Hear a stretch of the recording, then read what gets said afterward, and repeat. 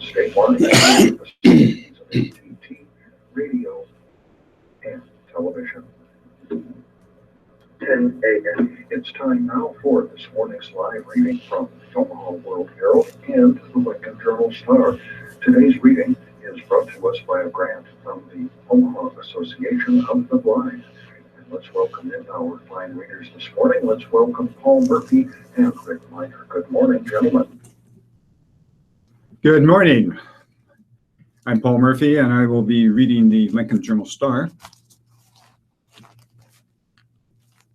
I'm Rick Miner, and I'll be reading from the Omaha World Herald. Good morning. And we'll start off from the national and international news out of Washington. Wanda Witter smiled this morning, a big $100,000 smile. After battling Social Security for years, the 80-year-old woman who was homeless until a week ago got one of the biggest "I told you so" that a person can hope for. Ready? Asked the SunTrust bank teller before spinning his monitor around to show Witter the new amount in her account on Tuesday morning. She'd been checking with him almost daily.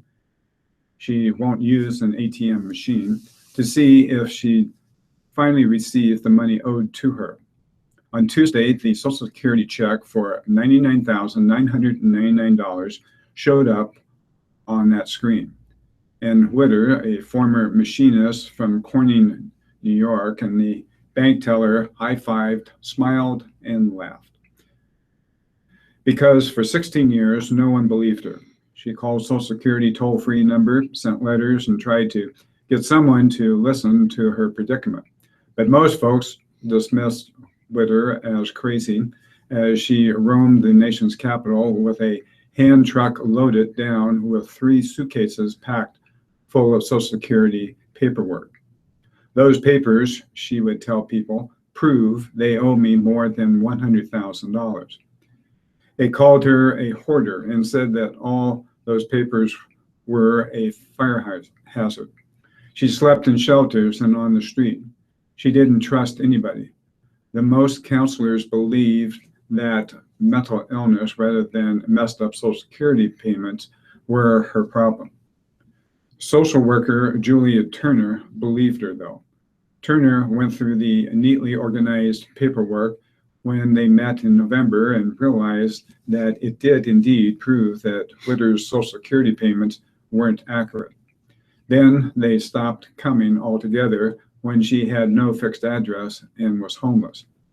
Witter then met attorney Danelia de la Piedra, who handles many Social Security disputes for the Legal Counsel for the Elderly, which is affiliated with AARP. And de la Piedra came to the same conclusion. Whittier was owed a lot of money. On Tuesday, Witter walked out of the bank, squinted at the sunlight, and had to sit down on a bench. "I'm overwhelmed. I've never had this much money before," she said. "How do you act when you have $100,000, she wondered. She decided to buy some groceries and take them to the apartment she moved into last week. "You know, some sandwich meat or something," she said, and she would take the bus home, not a taxi. "I've got to figure out what to do next and how to make the money last," she said. "I'd like to go visit her 4 daughters who all live in different states. I've got grandchildren I've never met," she said. The $99,999 payment was the most that Social Security could make as a lump sum without an extended approval process. "More is coming," her lawyer said. "And Witter is going to stay in D.C. until she gets all of it," she said. "In the meantime, she does have one big expense she'd like to get out of the way. My teeth," she explained. "My top teeth. I want to smile without looking like an old hag, and I want implants.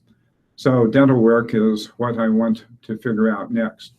And no one doubts that she will. Rick? People who need EpiPens are stuck as the price soars. Midlanders aren't immune from the sting of rising prices of EpiPens, and they're turning to the manufacturers and in some cases the internet to find a way ease the price of pain.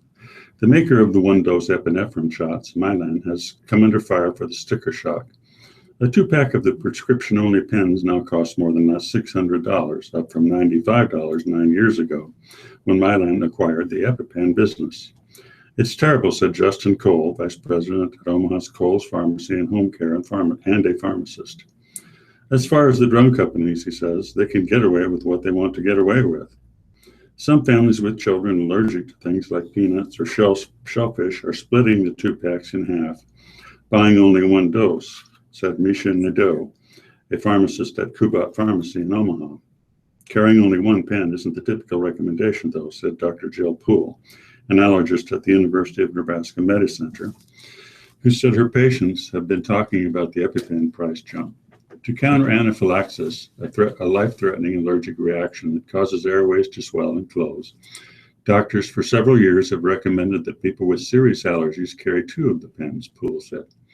Up to 25% of patients require a second shot, she said. Most pens go unused, but they're a necessary precaution for some patients. Doctors have seen a rise in food allergies over roughly the past 2 decades. If we could address that to bring down the cost of the EpiPen, that would be great, Poole said. Lawmakers are trying to do just that, following complaints from consumers that Mylan had increased the price of the emergency auto-injector by $100 in recent months. For no obvious reason, members of Congress are calling for an investigation. Senator Charles Grassley, Republican of Iowa, wrote Mylan and asked for more information on why the price increased. He cited the cost to parents whose children need them and to schools that keep EpiPens on hand. He noted that the costs can also be passed on to taxpayers when children are covered by Medicaid or other government programs. 2 other senators, Democrats Mark Warner of Virginia and Richard Blumenthal of Connecticut, also wrote the company about the high prices, and Senator Amy Klobuchar, Democrat Minnesota, has called on the Federal Trade Commission to look into the company's competitive practices.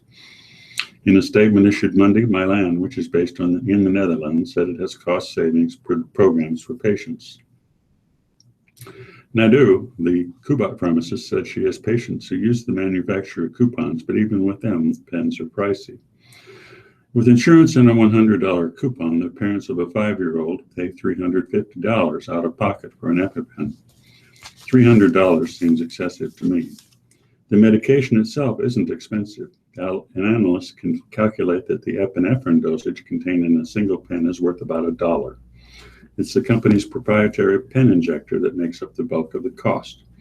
A few years ago, it looked like there might be something better out there, Sanofi's Aubi-Q, but the company got caught up in recall amid questions about whether its devices were actually delivering the right dosage. So now there's only the EpiPen and Adrenaclick, a generic version.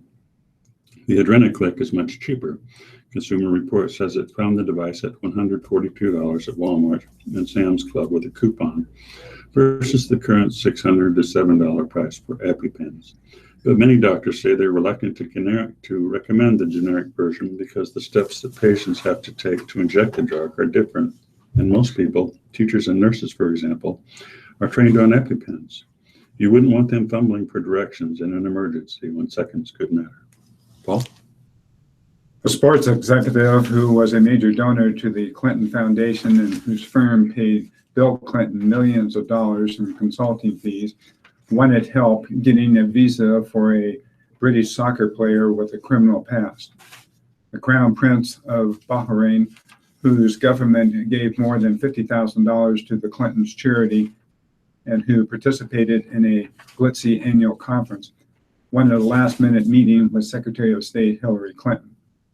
U2 rocker and philanthropist Bono, also a regular at Foundation events, wanted high-level help broadcasting a live link to the International Space Station during concerts. In each case, according to emails released Monday from Hillary Clinton's time as Secretary of State, the requests were directed to Clinton's Deputy Chief of Staff and confidant Huma Abedin, who engaged with other top aides and sometimes Clinton herself about how to respond. The emails show that in these and similar cases, the donors did not always get what they wanted, particularly when they sought anything more than a meeting. But the exchanges among 725 pages of correspondence from Avedon disclosed as part of a lawsuit by the conservative group Judicial Watch illustrated the way the Clintons' international network of friends and donors was able to get access to Hillary Clinton and her inner circle during her tenure running the State Department. The release of the correspondence follows previous disclosures of internal emails showing a similar pattern of access for foundation contributors, and it comes as Republicans allege that Clinton, the Democratic president nominee, used her perch in the Obama administration to trade favors for donations. Clinton and the foundation have vigorously denied the charge. The disclosures also cast new doubts on Clinton's past claim that she turned over all her work-related emails from her private server to the State Department for eventual release to the public. Judicial Watch said Monday release from Avedon's inbox included 20 previously undisclosed exchanges with Clinton that were not included in the approximately 55,000 pages of correspondence the former secretary gave to State. Also Monday, the State Department said the FBI had turned over nearly 15,000 emails and other documents that investigators discovered during a probe of Clinton's email setup that she had not previously returned to State. Clinton has said about 30,000 personal emails were deleted from the server.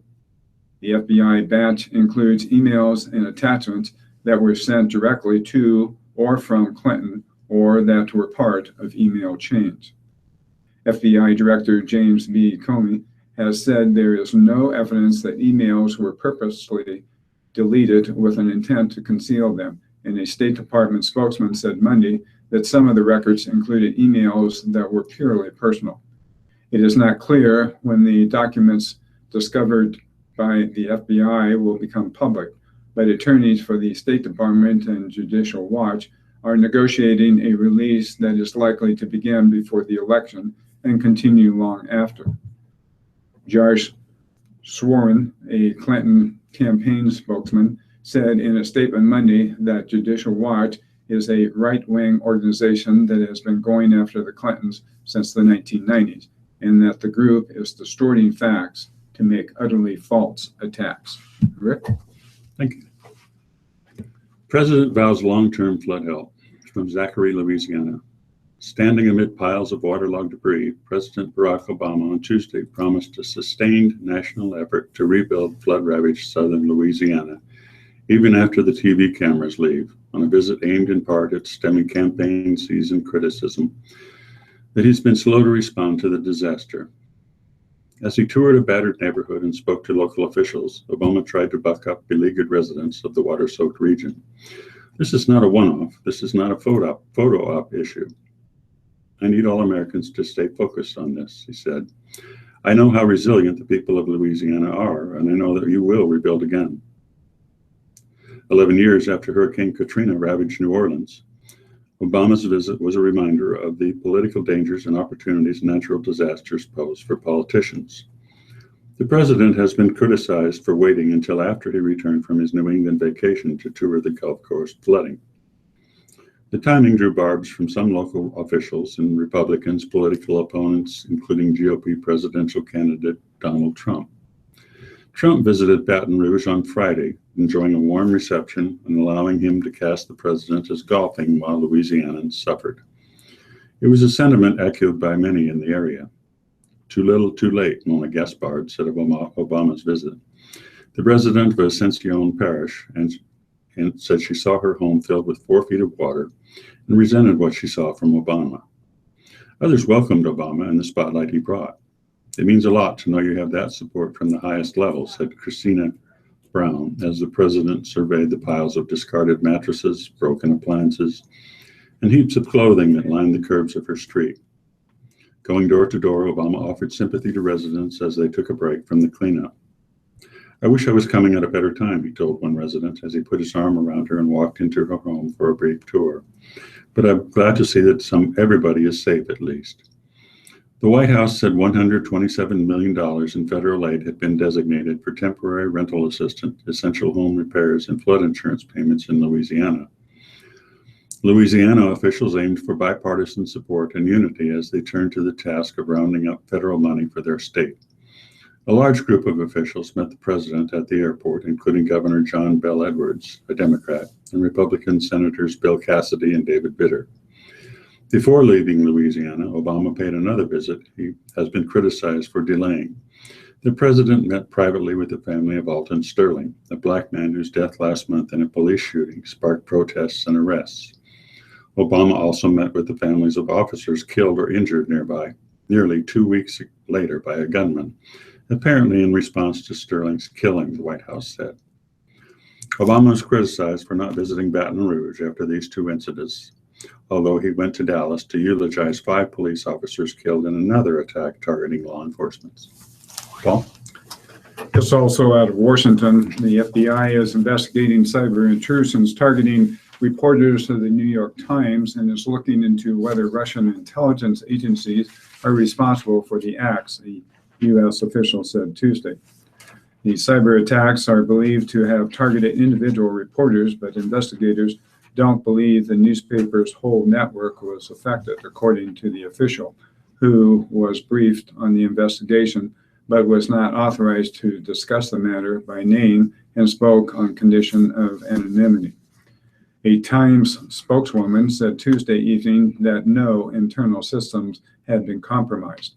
"We have seen no evidence that any of our internal systems, including our systems in the Moscow Bureau, have been breached or compromised."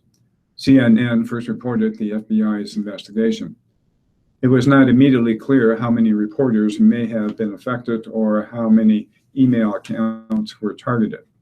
The news comes as federal authorities continue to investigate a breach of the Democratic National Committee that outside cybersecurity experts have attributed to Russian intelligence agencies and that led to the posting of embarrassing internal emails. The Democratic Congressional Campaign Committee and other Democratic entities have also been affected. Earlier this month, House Minority Leader Nancy Pelosi advised fellow Democrats not to allow family members to answer their phones or read incoming texts after a mix of personal and official information of Democratic members and hundreds of congressional staff, purportedly from a hack of the DCCC, was posted online. New York Times spokeswoman Ellen Murphy would not confirm the FBI's investigation, but said, "We have seen no evidence that any of our internal systems, including our systems in the Moscow Bureau, have been breached or compromised." Earlier, Murphy said, "Like most news organizations, we are vigilant about guarding against attempts to hack into our systems.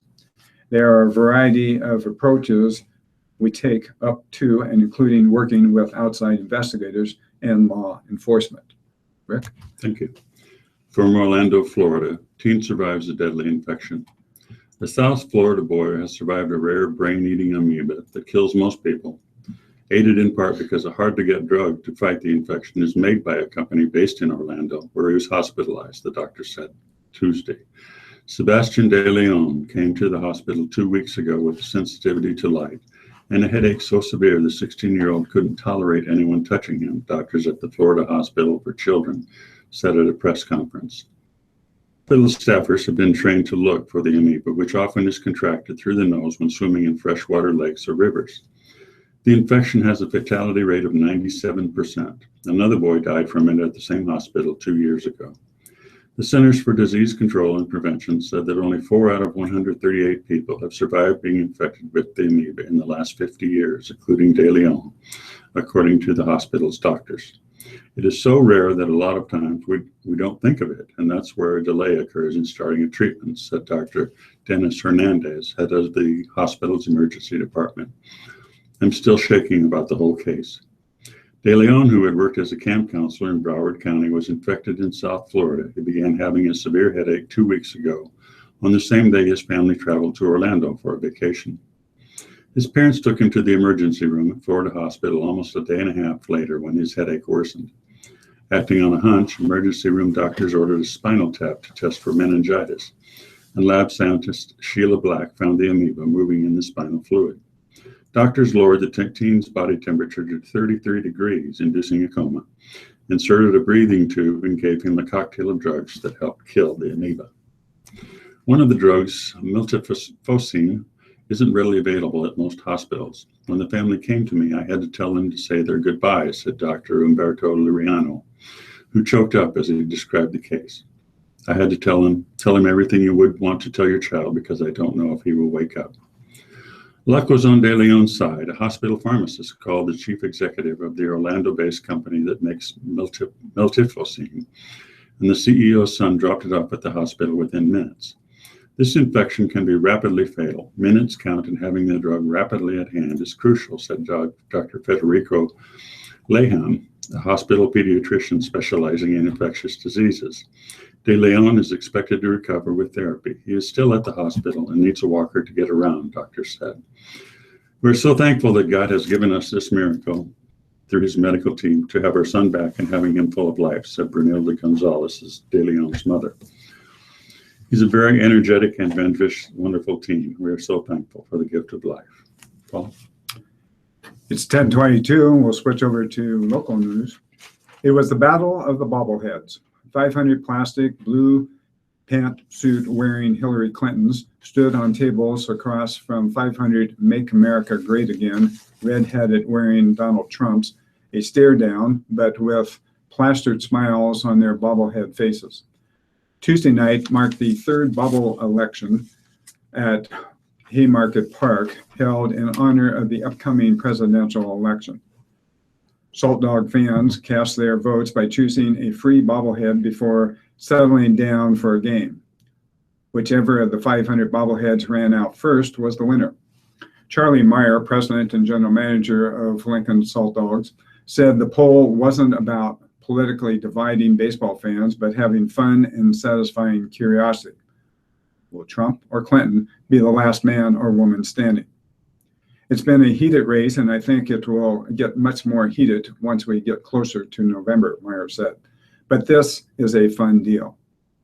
Besides entertainment, Meyer said they hoped to raise awareness by reminding people who haven't registered to vote to go do so.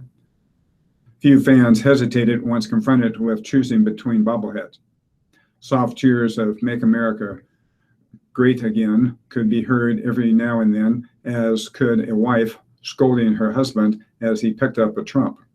One woman scoffed and said, "Only if you're sticking pins in it."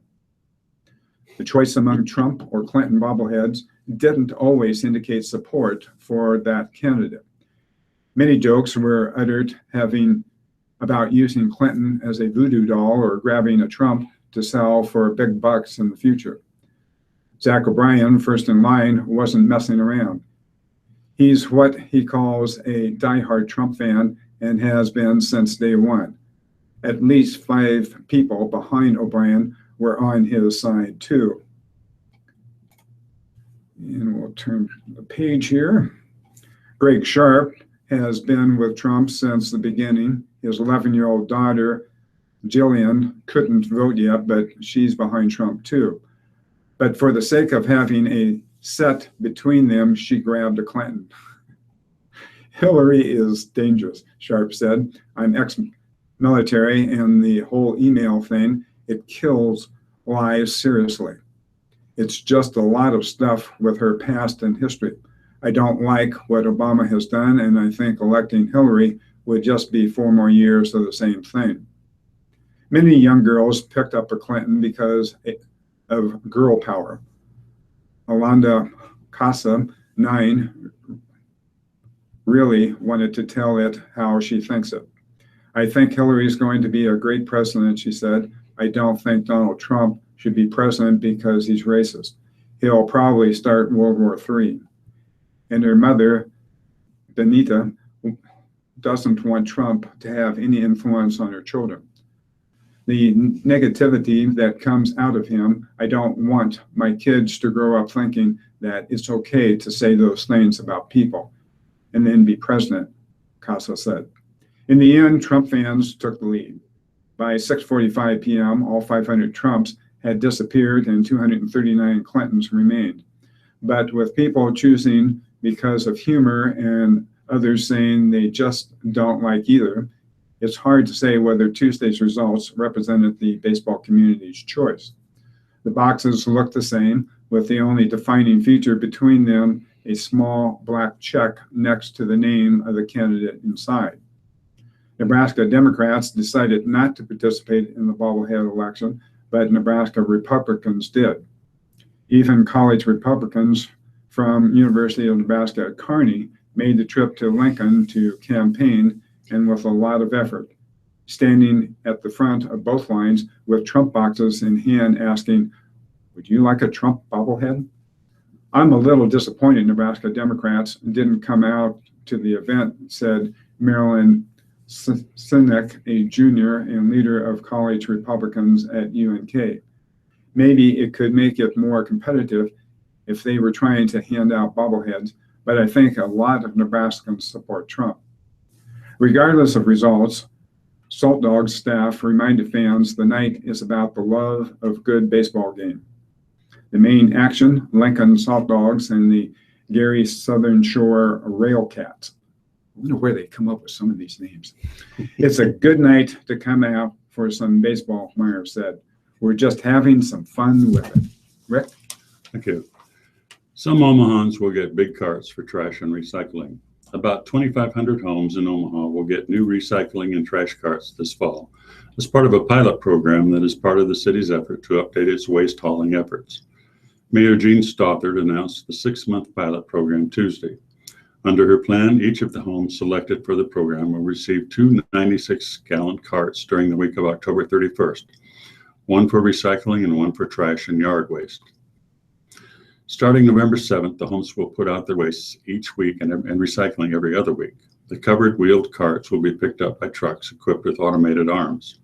Stothert and city council members have said the city's waste hauling efforts are outdated. Stothert said she intends to issue a new request for proposals for waste pickup contractors next year. The city began a push to revamp when Stothert describes as an antiquated waste hauling system after an analysis by the World Herald last year found that the Nebraska throws more waste in landfills per capita than all but 4 other states. The analysis also found that Omaha's curbside recycling program suffers from both low participation and low collection levels. A big factor is Omaha's continued use of 18-gallon recycling bins, long after most major cities have shifted to wheeled carts. Cities that have switched to the larger capacity easy hauling carts have reported big boosts in the recycling levels. Since then, the City Council has authorized a study on trash pickup that would look at the city's operations and needs in terms of yard waste, examining alternate ways of handling yard waste and the environmental and financial effects. The contractor will also survey Omahans about what they want from waste pickup. A spokesman for the mayor said officials are still deciding what limits should be put on the amount of waste that participants in the pilot programs can set out. Omahans can now set out an unlimited amount of yard waste and up to the 5 32-gallon containers of trash. Before last year, trash and yard waste were collected together from November to April, then collected separately through the summer. The yard waste was taken to the Papillion Creek wastewater treatment plant, where it was turned into a compost called Omaha Grow. Last year, Stothert announced that the city's contractor, Waste Management, no longer would pick up yard waste separately, instead collecting trash and yard waste together and dumping both into the landfill. She said that was a temporary measure designed to alleviate delays in picking up yard waste. At the time, the mayor and the company said that the problem was a shortage of drivers and that Waste Management would take steps to hire more by this summer. Over the objections of some city council members, Stothert said she would continue that policy this summer. She said the firm has not yet been able to hire new drivers. Yard waste is now going to the Pleasant Pheasant Point landfill in rural Douglas County, which produces electricity by tapping the methane gas released through decomposition. In a press release, Stothert said the pilot program is the next step in a series of actions toward modernizing waste pickup. Stothert said in an interview that she hasn't decided whether to permanently end composting in favor of the methane gas production, though she's in favor of doing so. She said she will wait to decide until she sees the results of the study and feedback from Omahans. She said her priorities for a new contract include automated trucks that run on compressed natural gas and can pick up covered bins. The administration presented the pilot program to the City Council's Public Works Committee on Tuesday. Councilman Pete Festerson, a member of the committee and a critic of taking yard waste to the landfill, said he asked about whether the composting program would resume and was told that a final decision wouldn't be made until the study is done and Omaha gets good feedback. Paul? Mayor Chris Beitler on Tuesday vetoed the two-year budget passed Monday by the Lincoln City Council on a split vote along party lines. I cannot in good conscience sign a budget I consider fiscally irresponsible, said Beitler during an afternoon news conference. The four-member Republican majority on the council rejected the Democratic mayor's original budget plan, which called for a small increase in the city's property tax rate. They trimmed enough from each of the 2 years of the mayor's budget to eliminate that 1.17 cent per $100,000 valuation tax hike, or about $17.50 a year on a home valued at $150,000. Those cuts included reducing the amount of money budgeted to fight the emerald ash borer, slashing the budgets of the mayor's office and the communication office he controls, delaying principal payments on some small bonds, and delaying the purchase of another ambulance. Beitler outlined his objection to each of the cuts in his news conference and called them the very definition of the old cliche, kicking the can down the road. Beitler also described several issues complicating the budget, including the drop in telecommunication tax revenue and the rising cost of the police firefighter pension program. Avoiding tough budget choices today only serves to make those challenges greater and more expensive tomorrow. This threatens our ability to continue the community investments that have been made us a great city, he said in his veto message. By avoiding the tough choices, the council majority threatens the city's financial stability, he said. Republican Trent Fellers said he was disappointed in the veto and in the divisive rhetoric and personal attacks that continue to come out of the mayor's office and from Democratic council members. In echoing the mayor's rhetoric, Fellers said, Lincolnites deserve better than that. The budget process has lacked transparency from the very beginning in June when the mayor's office refused to open it to the public, said Fellers. The lack of transparency culminated Monday when the mayor's staff deliberately hid a $1.4 million grant award from the council for 10 days, he said. Fellers pointed out he has voted with Democrats on several issues, including the budget 2 years ago. It's troubling to see the mayor and three members of the council not have the courage to do the same, cross the aisle to vote with council members of the other party. The mayor's veto is not the end of the budget debate. Instead, it sets up a potential series of events that could lead to a court battle. The veto will go to the council Monday or before for a potential override attempt. It's unlikely there will be the 5 votes necessary because both the Democrats and Republicans have voted along party lines, with the 3 Democrats supporting the mayor's plan and the 4 Republicans pushing for a budget with no property tax rate increase. Based on a city attorney's opinion written in 2009, a successful budget veto means the mayor's original proposal with the tax increase becomes the budget for the next 2-year period. That opinion also says the council is then required to approve a tax levy necessary to fund the budget. Should the council object, the issue could go to court. Beitler discussed that scenario, saying that some have suggested the city attorney's opinion was politically motivated and that other attorneys do not agree with it. The opinion was written in 2009 by then City Attorney John Henry, who has since retired after serving as the Chief Justice of the Nebraska Supreme Court. Beitler said Henry was one of the most respected legal minds of our generation and a man whose integrity is beyond reproach. Anyone who knows Judge Henry knows that he would have resigned his position as city attorney rather than author a legal opinion with which he did not agree. The budget process, by requiring a tax rate to match the budget, resolves deadlock and allows the city to move forward, Beitler said. Beitler said he is confident that the city council majority will do their duty and follow the law, approving the property tax hike. Beitler also suggested council members could take steps to change the budget process if they think it is unfair. This is Beitler's second veto in less than a month. In early August, he vetoed a recycling ordinance that had been watered down by the Republican majority. They removed the landfill ban on cardboard and paper products that recycling supporters said was necessary to substantially increase the rate of recycling in the city. Rick? Thank you. Feeling devalued in North Omaha. Some homeowners, proud of houses they've maintained, protest valuation reductions, citing fears about a depressed market and gentrification. Mary Lee Williams bought her home in 1964 and paid off her mortgage in 1992 and has never let the house slide, even while raising 5 children and working factory jobs.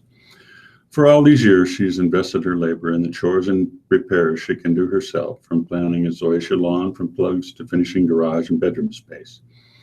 And she's invested her money in bigger jobs, such as a new furnace, a new air conditioner, and a couple of new roofs. At age 78, Williams still climbs on her roof twice a year to clean the gutters. So she took it personally when a letter came from Douglas County telling her that her home valuation had been cut in half this year.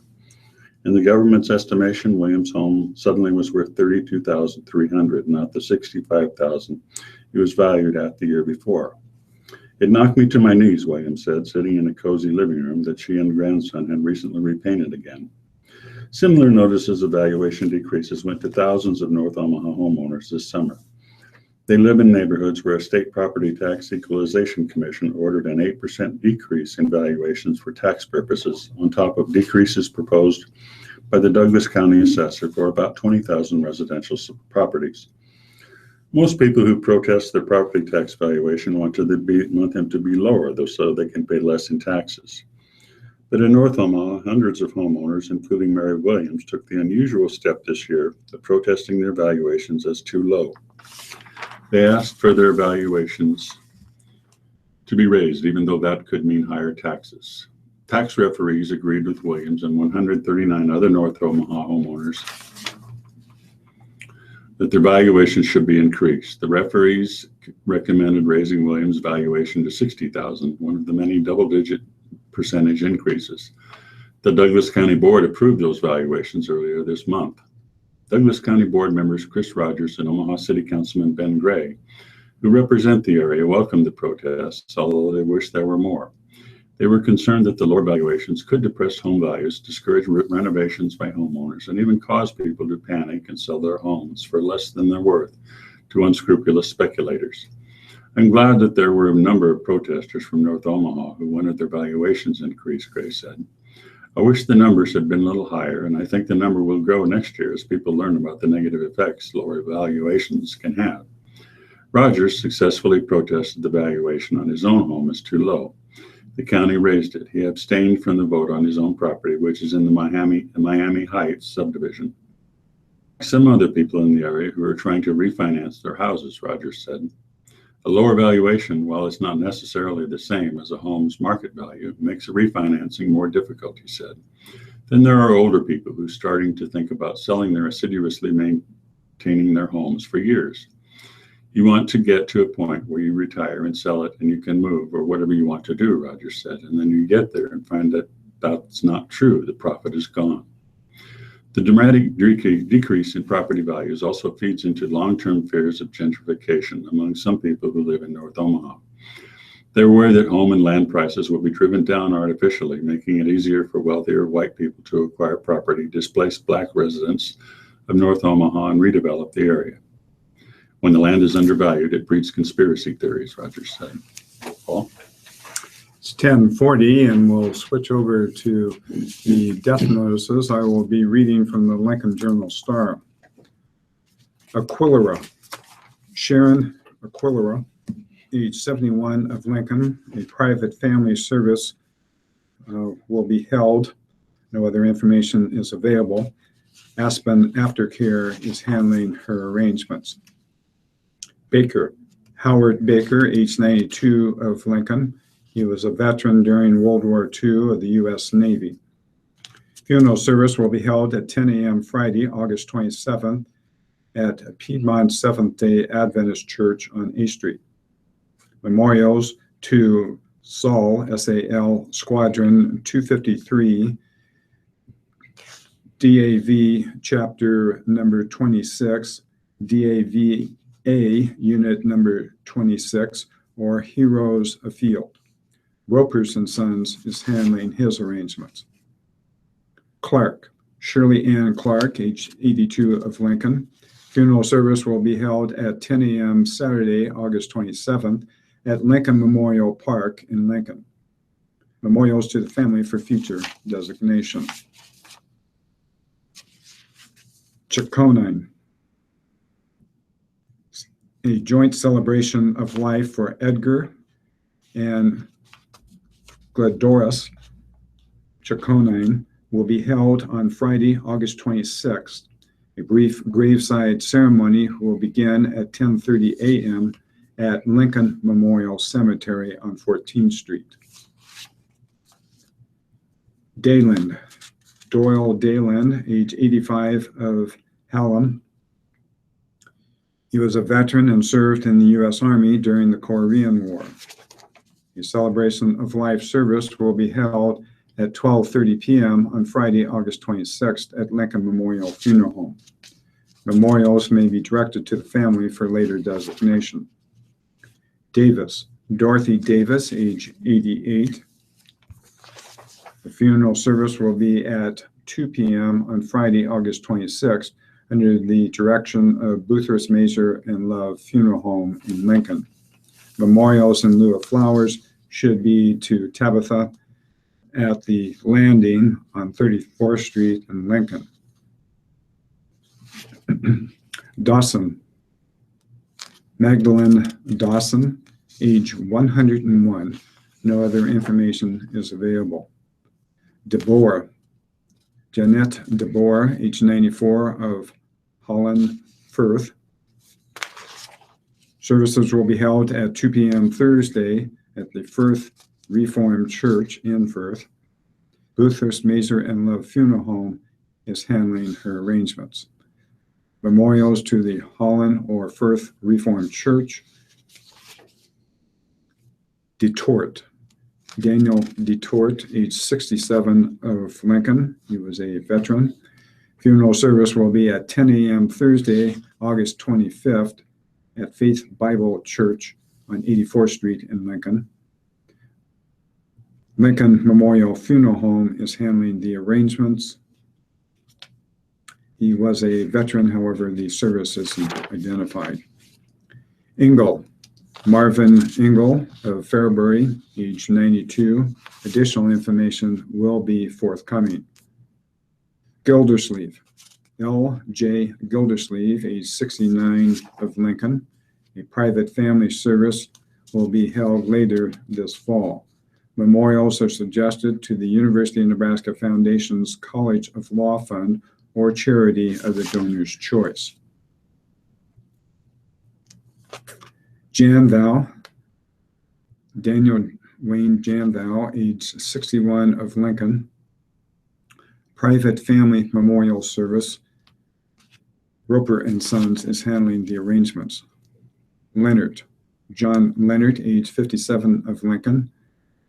Memorials are suggested to the World Wildlife Federation and may be sent to 6199 Browning Drive in Madison, South Dakota, 57046.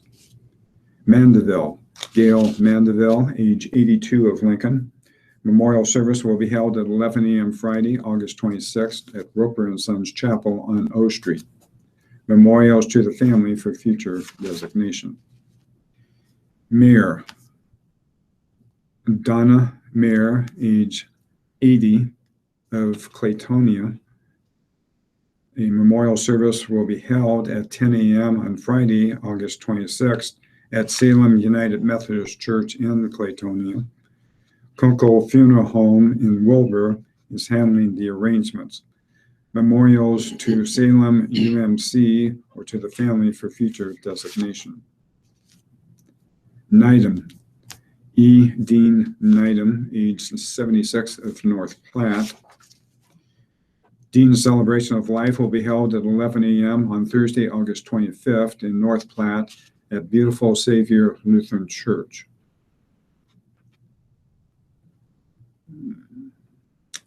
Odin Colonial Chapel at C and Seymour are in charge of the arrangements. In lieu of flowers, the family requests memorials to be given to Beautiful Savior Lutheran Church or the Callahan Cancer Center in North Platte. O'Brien. Teresa O'Brien, age 77, of Wahoo. He was a veteran of the U.S. Navy. Memorial Mass will be held at 10 a.m. Saturday, August 27th at St. Wenceslas Catholic Church in Wahoo. Memorials in care of the family for future designation. Marcy Swoboda Funeral Home is handling the arrangements.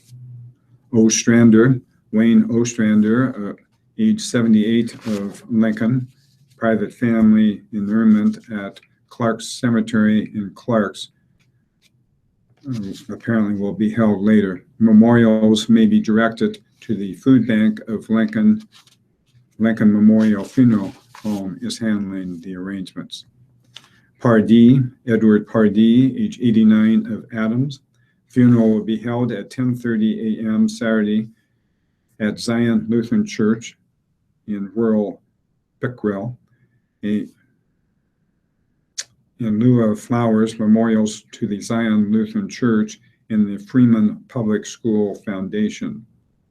Fox Funeral Home is handling the arrangements. Peterson. Ruth Peterson, age 89, of Lincoln. Funeral services will be held at 11 a.m. Thursday, August 25th at St. Joseph's Catholic Church, southwest of Nebraska City. Memorials may be given to St. Joseph's Catholic Church or the Alzheimer's Association. Good Mortuary is in charge of the funeral arrangements. Sartor. John Sartor, age 87. He was a veteran of the Air Force. Memorial services to be held at 2 p.m. August 28th. Trinity United Methodist Church in Ralston. Schaefer. Steve Schaefer, age 68, of Greenwood. He was a veteran of the U.S. Navy during the Vietnam conflict. Funeral services will be at 10:30 p.m. Friday, August 26th at Ashland Bible Church in Ashland. Schroeder. Carl Schroeder, age is not identified, from Seward. Veteran. Funeral service will be at 10:30 a.m. Friday, August 26th at St. John Lutheran Church in Seward. Volke Funeral Home in Seward is handling the arrangement. Memorials to St. John Lutheran Church. Schutz. James Schutz, age 74, of Avoca. Memorial service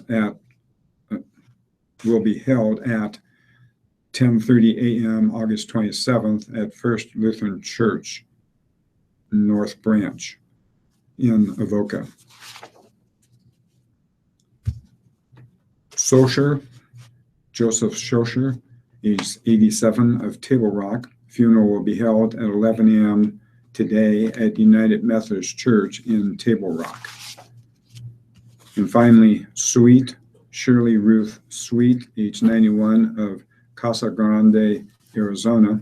The family will have celebration of life on October 1st at Roper's Funeral Home in Lincoln. In lieu of flowers, the family would like all donations sent to their local PBS TV station. Rick? From the Omaha World Herald, Anderson, Marjorie E. Anderson, age 83. Memorial service will be held Monday at 11:30 a.m. at Pacific Hills Lutheran Church. Complete notice will be issued later. Efi Hoffman, Doric Cutler, Bel Air Chapel is handling the arrangements. Anderson, Robert G. Anderson, age 85. He was a veteran. Graveside service will be held 2 p.m. Thursday at West Lawn Hillcrest Cemetery.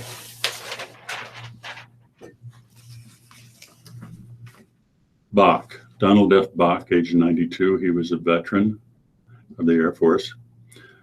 A graveside service will be held at Evergreen Memorial Park Friday, August 26th at 2 p.m. Refreshments by Pasta Amore.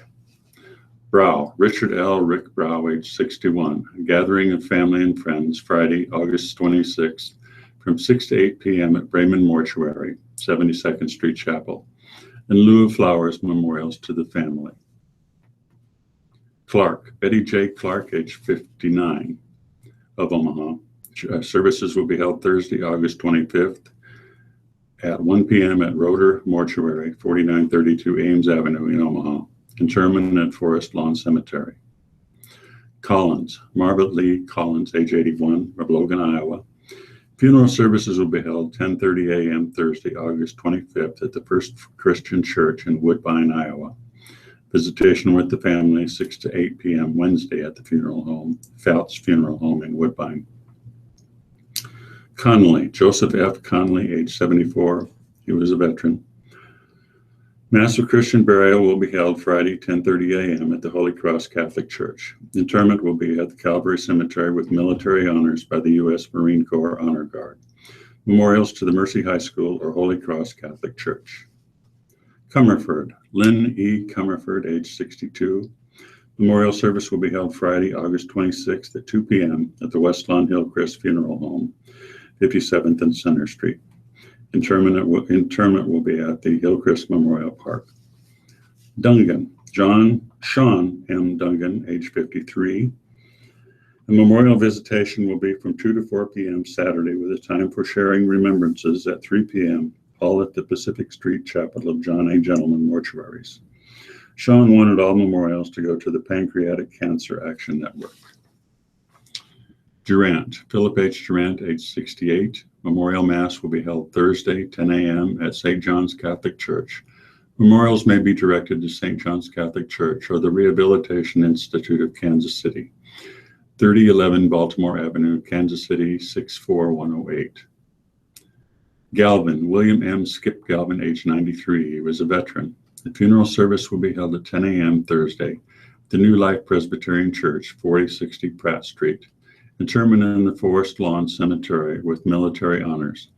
In lieu of flowers, send donations to the Memorial Fund at New Life Presbyterian Church, P.O. Box 11340, Omaha, Nebraska 68111.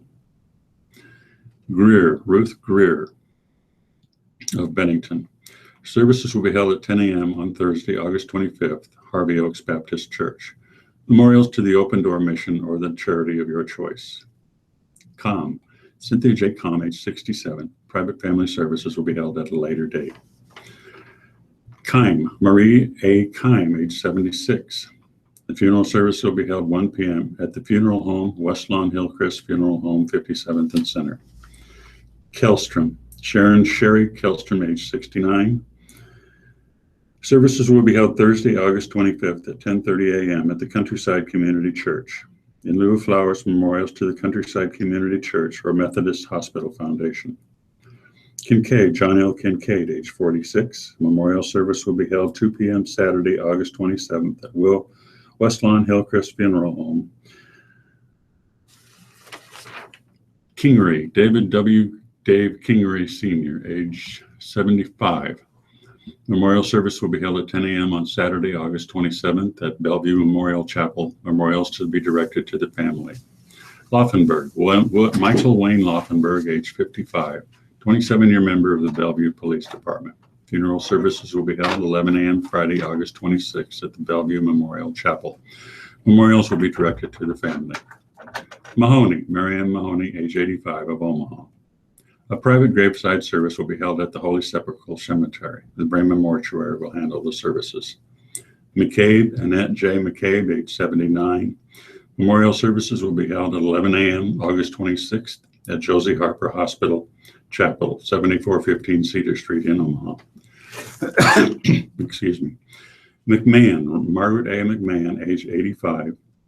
A mass of Christian burial at 11 a.m. Determined at Calvary Memorials are suggested to Alzheimer's Association or Mary Our Queen Catholic Church. Meisnick, Roger James Meisnick, age 64. Visitation Wednesday from 6 to 8 p.m. and funeral Thursday, 10:30 a.m. at Bethany Funeral Home Chapel, 82nd and Harrison. Molnar, Bernard M. Molnar, age 90. Funeral services will be held 10:30 a.m. all at the Bethany Funeral Home Chapel. Montalvo, Mary Jane Montalvo, age 56. A complete notice will be issued later. Mulligan Jr., Joseph Mulligan Jr., age 62. He was a veteran. Funeral services will be held at 10 a.m. Friday, August 26th, with visitation from 5 to 8 p.m. at the Forest Lawn Funeral Home. O'Brien, Terrence A. Terry O'Brien, age 71. Memorial Mass, 10 a.m. Saturday, August 27th at St. Wenceslaus Catholic Church in Wahoo.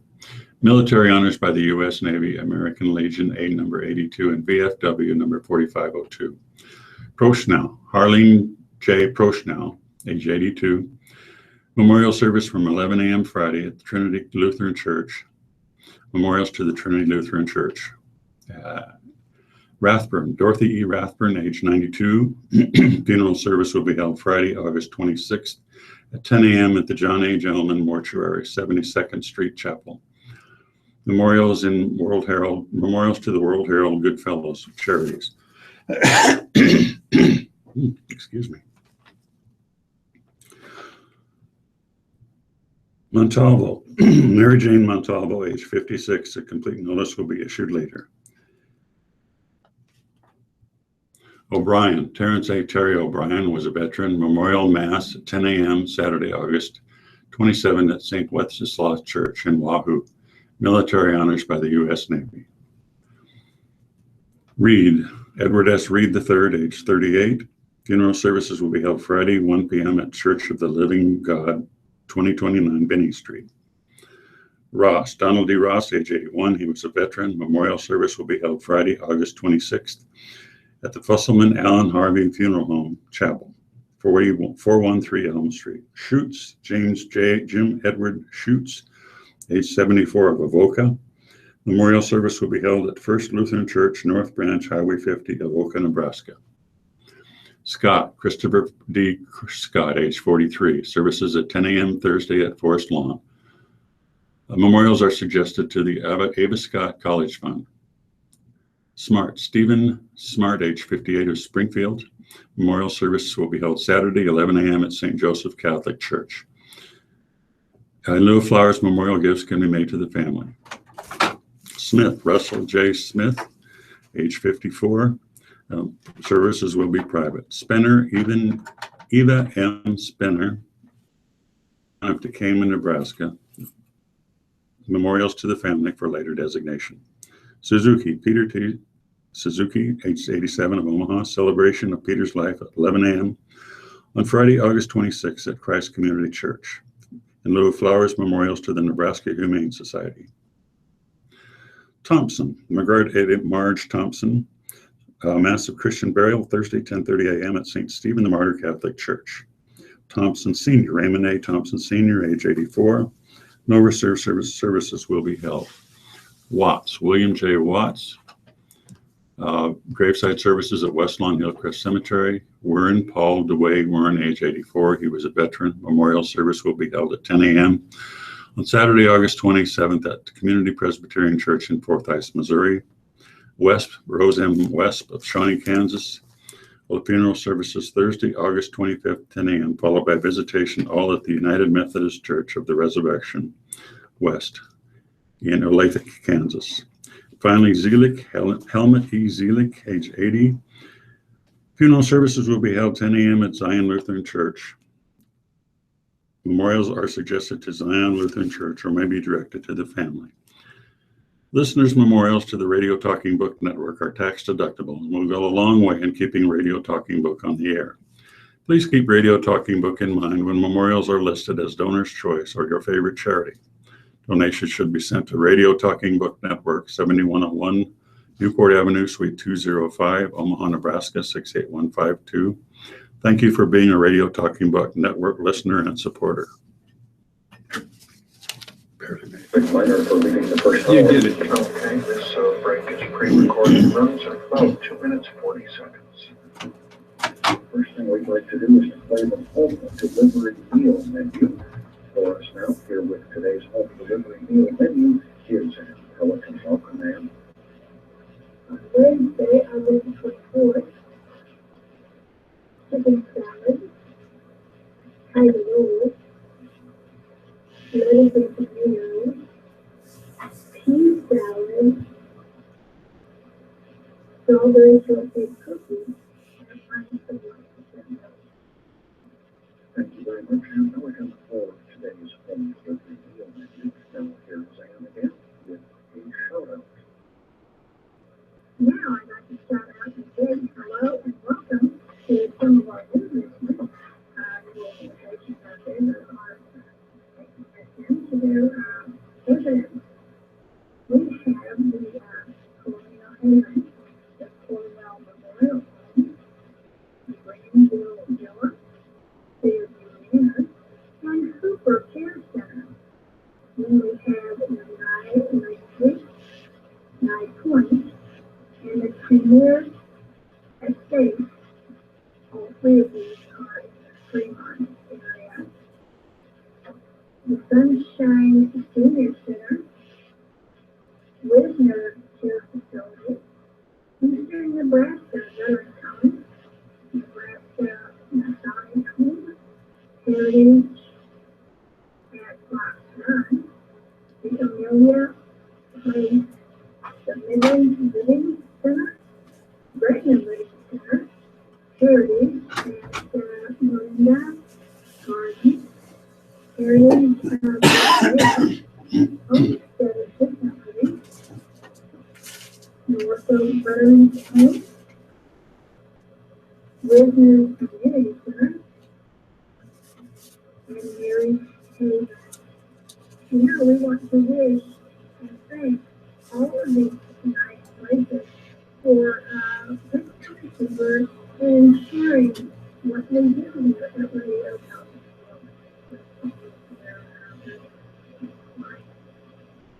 For listening to today. Okay, please stand by. We're coming back to you in a few seconds. Newspapers. Here once again are Rick Miner and Paul Murphy. And it's 11:04, and we'll start now on the editorial, and I will be reading from the Lincoln Journal-Star. Many Nebraskans would describe themselves as being in favor of small government. But as the saying goes, be careful what you wish for. You might get it.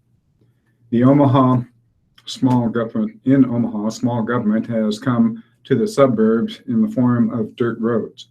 The city does not have enough money to fix asphalt roads, so it has been dispatching crews to grind up the paving, leaving miles of dirt road in areas in which the homes are sometimes worth several $100,000. No letter, no notice. We just came home on a Tuesday and our street was ground up, Joe Taransky told the Associated Press. Since then, it's been nothing short of a nightmare. The dentist said about his neighborhood, where a dozen 400,000 and up homes now line a dirt path. Lincoln area residents have no right to feel smug. Much the same thing is happening in rural Lancaster County. Just last week, County Engineer Pam Digman closed another 3 bridges when cumulative damage from storms washed away dirt from abutments, making them unsafe. One of those bridges is made of materials that are probably a century old, Digman said. The county bought the bridge from the state in 1932 and moved it first to Emerald. In 1968, the county moved it to its spot between Waverly and Bluff Roads, where it crossed Camp Creek. Erosion has widened the creek channel and the bridge is not long enough, which poses a challenge that Digman has not yet solved. A new bridge would cost $1.2 million. In the other 2 cases, the engineer is doing the same thing she did with bridges she had to close earlier. She's putting in place a relatively inexpensive short-term fix at a price tag of $25,000 each. The dirt roads in Omaha and the road closed signs in Lancaster County are a local manifestation of a national problem.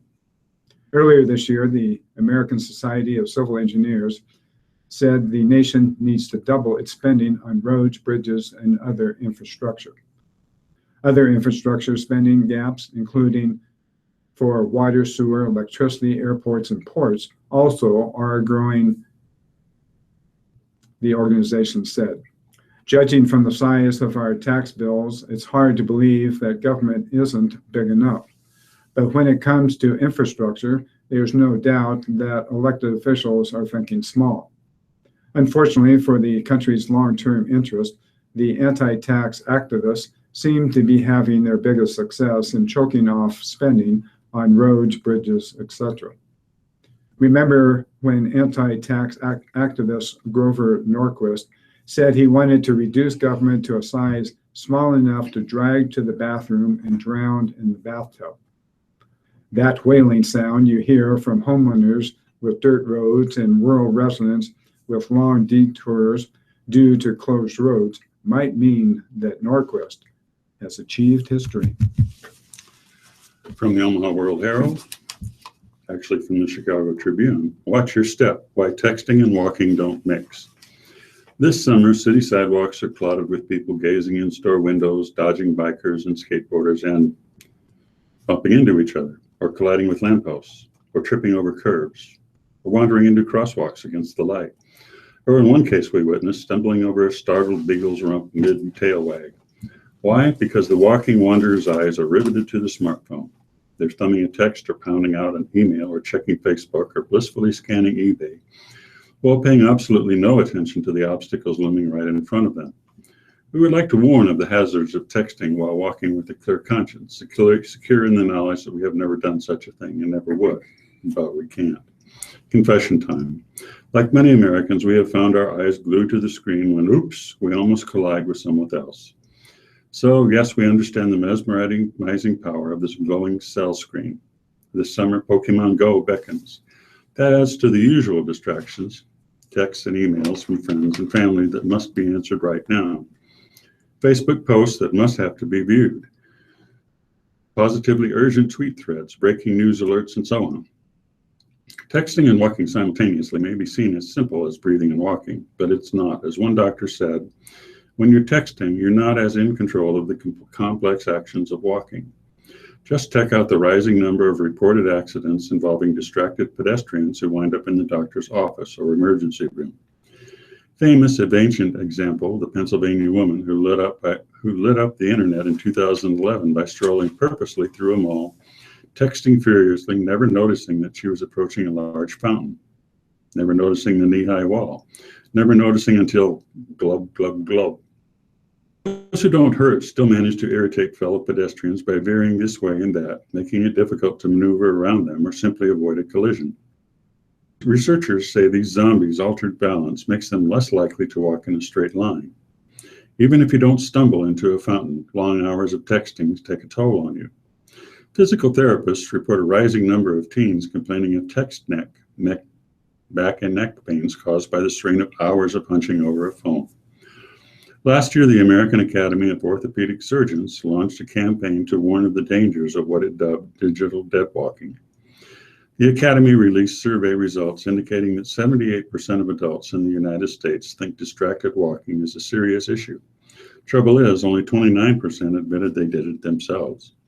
Come clean, people. Who among us has never fished out a phone while walking in full head flop, cruising the web, answered a telephone text, made a dinner reservation, found a movie time, sent a Bitmoji?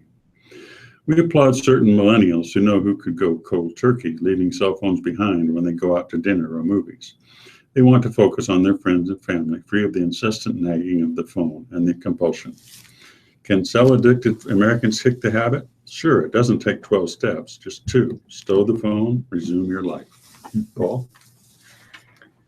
This editorial is written by Tom Vinzor. He is the Associate Director for Pro-Life and Family for the Nebraska Catholic Conference. The Nebraska Catholic Conference represents the mutual public policy interest of the 3 Catholic bishops of Nebraska. Economist Dr. Ernie Goss reported this month that the death penalty costs Nebraska $14.6 million annually. Attorney General Doug Peterson disputed the report, saying the numbers are misleading because they rely on data from other states that don't fairly represent Nebraska. This has been followed up by additional responses by Dr. Goss and various state senators. But the dollar figures are primarily what Nebraska voters should consider when they decide this November whether to retain the repeal of the death penalty. The real cost of the death penalty must be measured by other standards as well. The cost of the death penalty can be measured by the lives of those unjustly put to death for crimes they didn't commit. Since DNA testing has made new methods of investigation possible, hundreds of people across the country have been exonerated of criminal convictions. Nebraska's own Beatrice 6 were exonerated by DNA in 2008. The death penalty costs the lives of innocent people. The cost of the death penalty can be measured in the inequality of sentencing. The race and social status of criminals has frequently shown to be a factor in sentencing. So has the location of the crime and the social status of the victim. Justice is supposed to be blind, but the death penalty costs Nebraska a commitment to equality before the law. The death penalty is needed when execution is the only way to keep a community safe from a persistent threat. The need for the death penalty must be absolute, and Nebraska is far from that requirement. In fact, in Nebraska, the death penalty is a panacea. It provides the illusion of security and deterrence without demonstratively providing either. A state with our creativity and resources can reform our prisons, deter crime, and build safe communities without needing to kill anyone. Nebraskans can solve serious social problems without recourse to violence. However much the death penalty impacts our budget, the death penalty costs more than dollars and cents. It costs us our human dignity.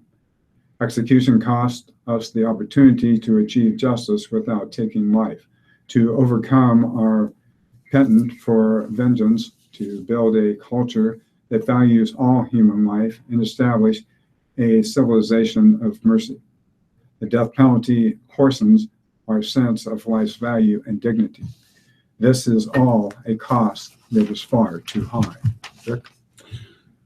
In a column by Michael Gerson of the Washington Post, never too early for the blame game. With defeat now the likely outcome for the Republican presidential nominee, the blame shifting has begun early and in earnest. To some partisans, such as Sean Hannity, the responsibility for the expected loss, as well as for Hillary Clinton's Supreme Court picks and whatever illegal immigrants do, lies with never Trump conservatives. Whether or not Hannity is the sharpest knife in the drawer, a matter of recent controversy, he leaves Occam's razor rusty from disuse. Isn't it more likely that Republicans are losing because the candidate has committed enough gaffes to torpedo 10 campaigns? Because he's premised his appeal on prejudice, because he displays no appreciation of constitutional values and offers himself as a strongman? Because he has no knowledge of or interest in public policy? Because he is an erratic narcissist with a compulsive need to crush and humiliate his critics? Holding never-Trump forces responsible for all this is akin to blaming the spectators in Lakehurst, New Jersey for the Hindenburg disaster. The pointing and gawking did not cause the flames. A more sophisticated form of blame by other conservatives goes like this. Yes, Trump is a poor vehicle for the blue-collar populist revolt, but that uprising was invited by the arrogance and indifference of globalized elites, including Republican elites. CEOs, politicians, and Wall Street types live in a bubble of affluence, caring little for American interests and lacking sympathy for their fellow citizens, who are sinking into despair, addiction, and the floodwaters of Louisiana. For the record, I am in favor of the Davos set becoming more sensitive to the struggles of their countrymen. But all these fat cats at Coca-Cola, Monsanto, Pfizer, and Microsoft deserve at least a bleat in response. They are leading participants in an economic system with its global supply chains, freely moving capital, and rapid innovation that, during the last 20 years, has taken about 1 billion people out of extreme poverty around the world. This is arguably the greatest humanitarian achievement in history. With this economic growth has come miracle drugs, vaccines, improved sanitation, and better agricultural technology. Global life expectancy in 1960 was 52.5 years. Today is 71.4. In the early 1930s, American life expectancy was about 60, which is currently what it currently is in Malawi. Now, American life expectancy is nearly 80. The United States has benefited from being the most engaged and adaptable economy in this global system, selling goods in other countries and buying goods, cars, smartphones, clothing, that have dramatically improved the daily lives of nearly every American. But rapid economic change has also laid waste to whole industries and the communities sustained by them, resulting in toxic stress and terrible suffering. Since the 1940s, American manufacturing output as a percentage of GDP has been remarkably stable, but manufacturing employment has fallen by about 2/3 as a percentage of the U.S. workforce. This is not so much the result of CEOs making a quick buck on outsourcing as a reflection of automation and global competitive pressures. Our political system has been negligent in helping millions of Americans adapt during a period of rapid economic change, but those on the left and right who promise to reverse the process of globalization are economic charlatans. Their main policy response, tariffs and other forms of protectionism, is a proven path to trade wars and global recession, which hurt the vulnerable most. Conservative economics offers 3 positive alternatives: provide a growth-oriented economic environment, including opportunities to sell overseas; give workers the education and skills to succeed in a modern economy; and subsidize the wages of lower-skilled jobs to provide a decent living. What are the obstacles in pursuing such policies? On the latter two, it is not globalized elites. It is more likely to be conservatives' ideologues. 30 American CEOs at Davos would come up with several ideas to improve, say, educational standards. 30 members of the House Freedom Caucus would oppose all of them on principle. In fact, conservative populists are now working along with education unions to undermine rigorous education standards, apparently on the theory that educational failure is acceptable so long as local officials do the failing. The response to these economic arguments from populists is usually ad hominem. Of course, an elitist would say something like that, which is particularly annoying coming from conservative elites who are embracing the cheapest form of populism, involving no intellectual energy, no policy innovation, and no actual help for those in need. The poor deserve better tribunes. Paul? It's 11:19. We'll switch over to today's living and entertainment.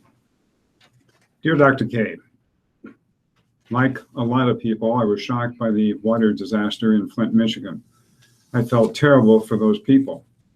Then I started to wonder, how safe is my drinking water? Should I be worried? Dear reader, the sad answer to your question is that I don't know, and neither may your local Department of Public Health. Until a little more than 100 years ago, the world's lead was virtually all buried in the ground. Then it was extracted from the earth and added to gasoline and paint, and turned into pipes, solder for pipes, and plumbing fixtures. Automobiles put lead into the air. Paint peeling from walls was tasted by toddlers, and because lead tastes sweet, was tasted again. And lead appeared in the drinking water. Governments, although not most citizens, have known about this problem since the turn of the 20th century.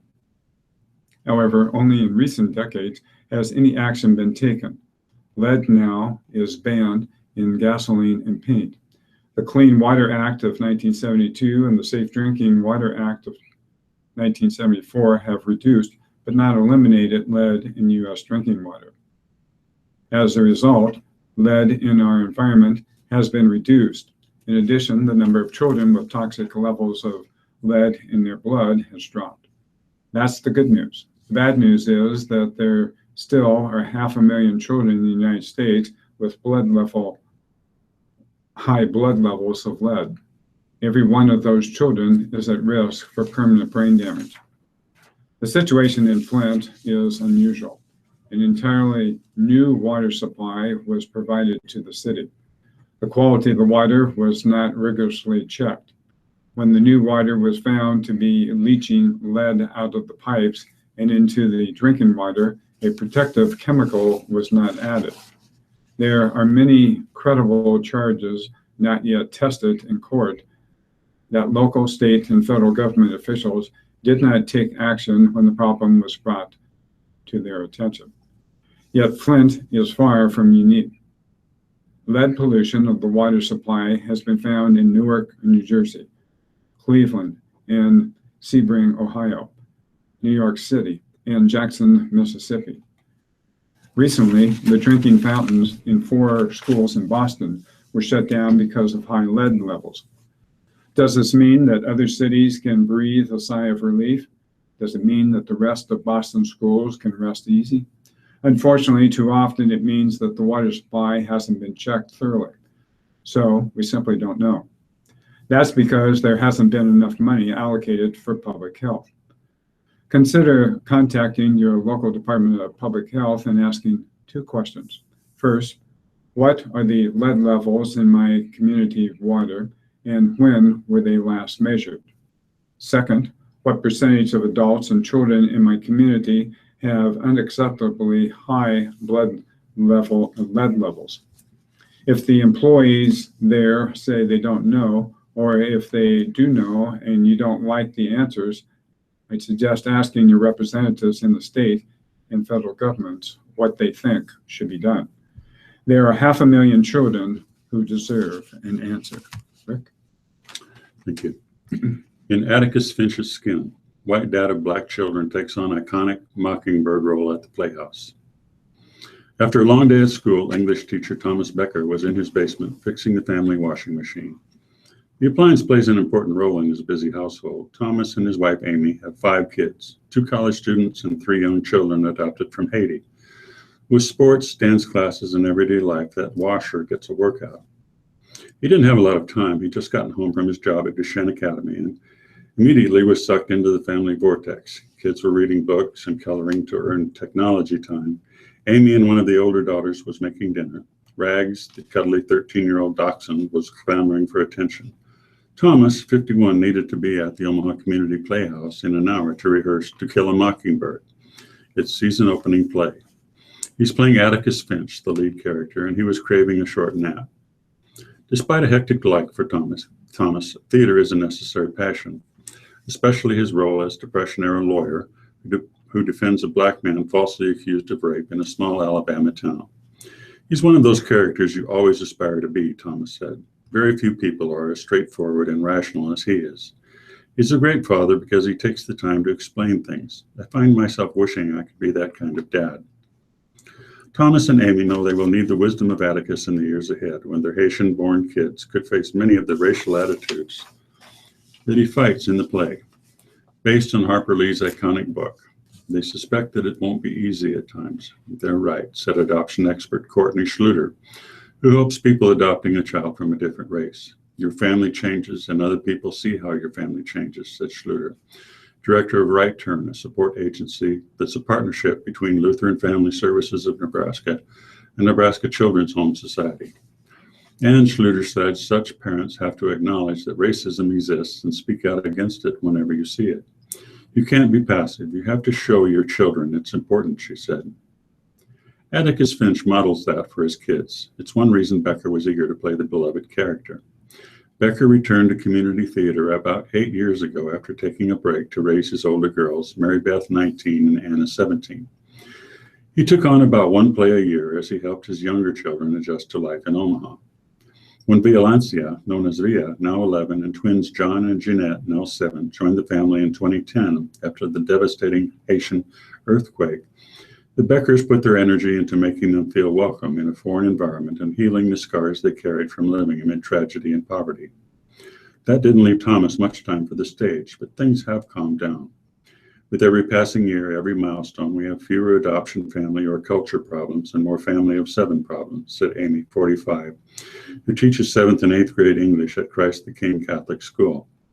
We have the normal family stresses and sibling fights. That's the biggest change in 5 years. Now we're normal.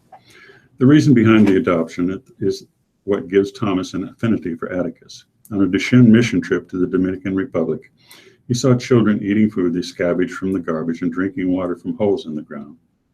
For some reason, I was drawn to them, he said. When he and Amy discussed adoption, he thought of Haiti. He wanted to help kids like those he had seen on that trip. He has a social justice attitude, definitely, Amy said. Daughter Anna, who is in one of her dad's classes at Duchenne, backs that up. You can tell he's very open-minded in the way he teaches, she said as she helped her mom make black bean burgers. When the Playhouse announced plans to produce Mockingbird, Amy was excited. She was sure she was married to the perfect Atticus.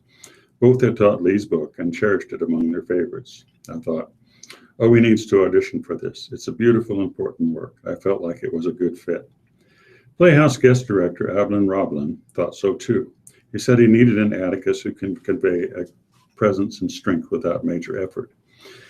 It needed to be unspoken, and Thomas did that exceedingly well, said the director who auditioned. Quite a few very talented actors for the part.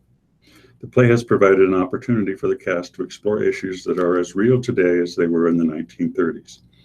Atticus agrees to defend Tom Robinson, though he knows his fellow citizens would cause trouble for his family. His children, Scout and Jim, struggle as the trial proceeds. Paul?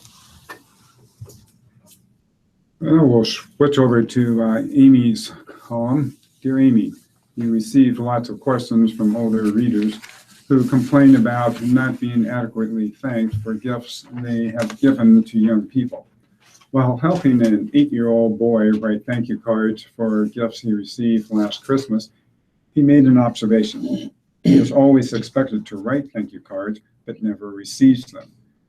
He said that an older relative told him it's important to write thank you cards because it makes the giver feel appreciated and special. He suggested that maybe if kids knew how special it felt to get a thank you card, we would be more excited to make other people feel that way. This has stuck with me all year long. And it was signed by Thankful. Dear Thankful, your young friend's observation is wise as well as profound. I'm sure it will inspire many people to re-examine their own behavior. Thank you. And then, dear Amy, Wondering Girl has a teen girl who had a crush on a guy who seemed to be picking on her. In addition to other things, he told her he wanted to help change her into being a better person. Please stop equating a guy having a crush on you with abuse. You told Wondering that his behavior toward you is the equivalent of a 4th grader punching a girl in the arm when he likes her. If we are going to end domestic violence in this country, we have to teach people, especially our children, that hurting people is not a sign of affection. We all need to use our words. In addition, if this guy is already trying to change her, this is not a healthy relationship. Your friends accept you for who you are, flaws and all. They point out troublesome behaviors they see in you without being mean. Maybe this guy does have a crush on Wondering, or maybe he's just a jerk. Signed, Kim. I don't consider 4th graders punching each other in the arm as abuse, but I take your excellent point and I thank you for offering it. Rick? Report 17,187 kids hurt in strollers carriers yearly. Thousands of children every year are taken to hospital emergency rooms with injuries associated with baby strollers and carriers, says a report published last week in the medical journal Academic Pediatrics. The report found that from 1990 to 2010, a yearly average of 17,187 children younger than 5 suffered injuries such as bruises and concussions. Most of the injured children, 96.5%, were not hospitalized. Boys younger than 1 were injured most often. Bumps and bruises, most often to the head and face, were the most common injuries, but about a quarter of the stroller injuries and 35% of carrier-related injuries were concussions or traumatic brain injuries. The majority of injuries we saw were head injuries, which is scary considering the fact that traumatic brain injuries and concussions in young children may have long-term consequences in cognitive development, said the report's co-author, Christy Roberts, a research associate at the Center for Injury Research and Policy at Nationwide Children's Hospital in Columbus, Ohio. Investigators analyzed data from the U.S. Consumer Product Safety Commission. The estimated injury rates are based on information from 100 American hospitals and the U.S. Census Bureau. The injuries are not necessarily caused by the products themselves. For instance, 60% to 65% of the injuries happened when children fell out of the strollers and carriers, both the wearable type and carriers with handles. About 16% of stroller injuries happened when the stroller tipped over, 9% when the child tipped over it, and 9% when the child got an arm or leg caught in it, according to Live Science. Elliot Kay, chairman of the Consumer Product Safety Commission, said a new federal mandate have been issued since 2010, the last year's study to make strollers and carriers safer. For this reason, my message to parents is newer is better. Paul? The secret to a great waffle is in the batter. That's according to Lincoln Slim Chicken's owner, Bill Hooks. Wednesday is National Waffle Day, commemorating the 1869 U.S. patent for Cornelius Schwarzwald's fabulous invention, the waffle maker. The very first waffles date back to the 13th century Greek, where flat cakes called obelos were cooked between 2 metal pans held over a fire. Waffles, as they were called by the Dutch, arrived in America with the Pilgrims in 1620.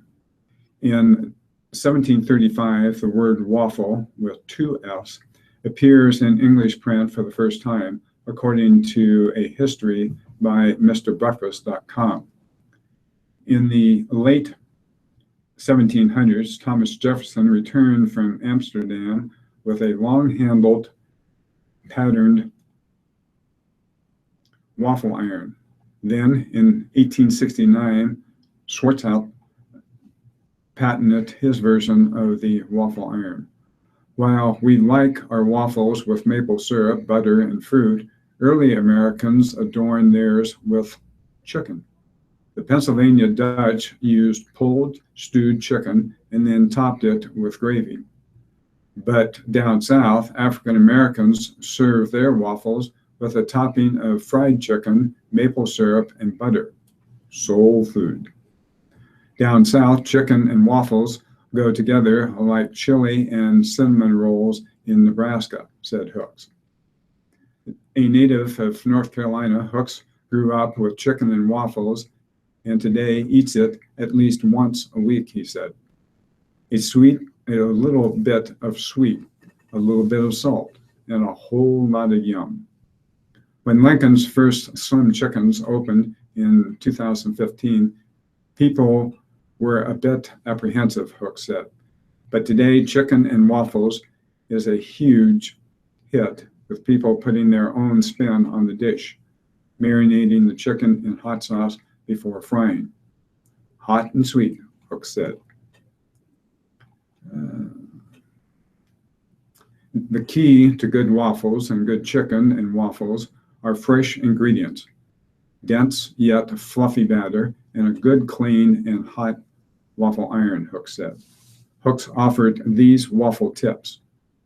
For fluffier waffles, substitute milk when the recipe calls for water. Stir just enough to blend the ingredients and get out the lumps. Avoid overmixing. Use the batter right away or refrigerate it. If you wait too long, the ingredients break down and separate. Do yourself a favor and read the waffle iron manual before you start cooking. Every iron is different. Clean your waffle iron between waffles. Remove leftover crumbs and spray the iron with oil conditioner. And if this sounds like too much work, chicken and waffles are on sale for $5 a plate on National Waffle Day, August 24th, at Slim Chickens on 84th Street and on Pine Lake Road. Other food we celebrate in the week ahead. August 25th, National Banana Split Day. Strickler's drugstore in Pennsylvania gets credit for splitting a banana lengthwise and topping it with vanilla chocolate and strawberry ice cream, syrups, whipped cream, and a cherry in 1904. August 26th, National Cherry Popsicle Day. Another flavor and another day honoring 11-year-old Frank Epperson for his 1905 accidental invention. August 27th, National Pâtes de Crème Day, a day celebrating the loose French dessert custard. August 28th, National Cherry Turnover Day. Last month, we celebrated the apple turnover. Now it's the cherry's turn. August 29th, National Chop Suey Day. Although this dish has Chinese influence, it is strictly an American food, according to Foodimentary.com. August 30th, National Toasted Marshmallow Day. Long before we toasted marshmallows for a treat, people were consuming them for medicinal purposes. The original marshmallows came from Althea officinalis, aka marshmallow plant, according to Foodimentary.com. Rick? Henry Winkler bonds with icons in reality show Better Late Than Never. During an hour-long chat at his Los Angeles home, Henry Winkler does impressions of George Foreman, Terry Bradshaw, and William Shatner, his co-stars in the new NBC reality series Better Late Than Never. Walks like a ninja who suddenly sports jazz hands and improvises a scene as the intolerant acting coach he plays in a new HBO comedy. The 70-year-old entertainer is visibly animated as he discusses his career, which spans 4 decades and counting. But the overriding vibe from the former Fonz is one of gratitude. It's not long before he launches into how thankful he is for the opportunity and success he continues to enjoy. I live by tenacity and gratitude, he said. I am grateful for every inch of earth that I tread on in my life. Winkler is also a successful author of children's books. His next television endeavor is Better Late Than Never, which premieres Tuesday. The 4-episode reality series follows Winkler, Foreman, Bradshaw, Shatner, and comedian Jeff Dye on various culture and culinary adventures in Asia. As an executive producer, Winkler helped assemble the quintet, who barely knew one another before embarking on the 35-day trip through Japan, Korea, Hong Kong, and Thailand. But talk about your bonding experience. Together, they appeared on a Japanese game show, studied with samurai warriors, danced in a K-pop video, and befriended elephants at an animal sanctuary. Now it's friends for life, Winkler said. It might have been the trip of a lifetime. He's confident about the show to the point that I will come to your house and do the dishes if each episode isn't better than the last. The reason that it gets better and better is if you feel us being in a tight unit in the first episode, it gets tighter and tighter and we get looser and looser and more outrageous with each other.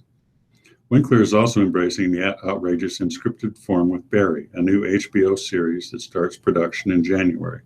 Saturday Night Live, along Bill Hader, stars as a middling hitman who finds unexpected community among a group of theater hopefuls in Los Angeles. Winkler is their cantankerous acting coach.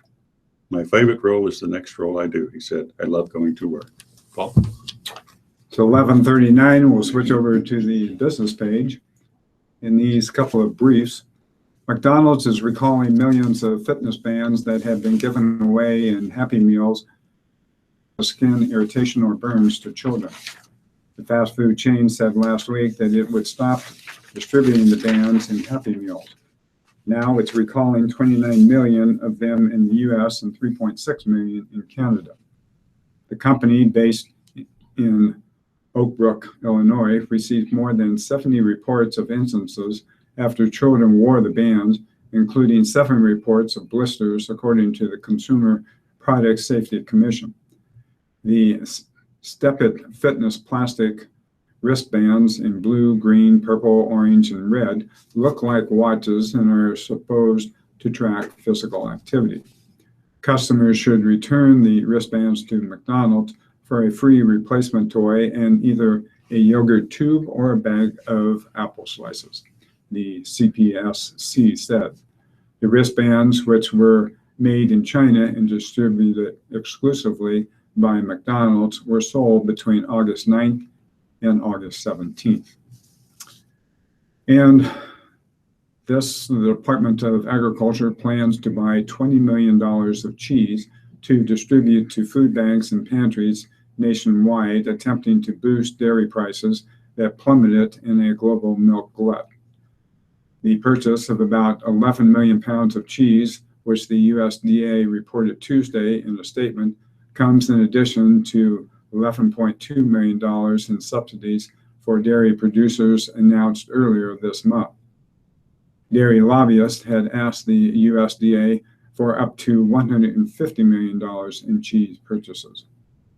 We understand that the nation's dairy producers are experiencing challenges due to market conditions and that food banks continue to see strong demand for assistance, Agricultural Secretary Tom Vilsack said in a statement. Rick? 2 small items from the Omaha World Herald. Pace of new home sales is strongest since 2007.